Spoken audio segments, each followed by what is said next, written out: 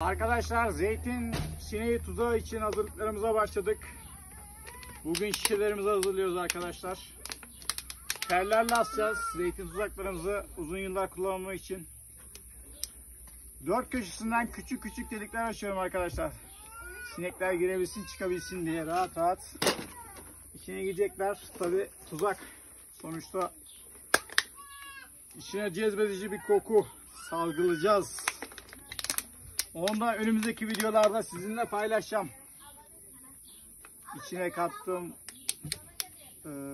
ürünü ve ne kadar koyduğumu sizlerle paylaşacağım arkadaşlar. İzlemeye devam edin. İyi seyirler.